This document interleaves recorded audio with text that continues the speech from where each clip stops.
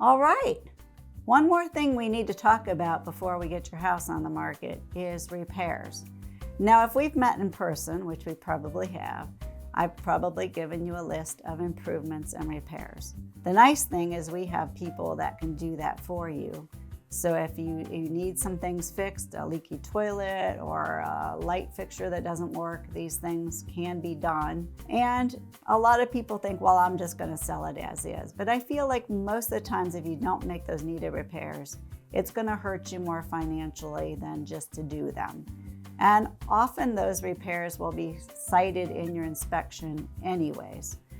So some things you could probably get away with not repairing, but anything that we've discussed that needs repaired, let's seriously consider getting that done. Again, I'm happy to recommend contractors that can get that done. And that way, when you are showing your house and you're doing your inspection, these things are no longer issues.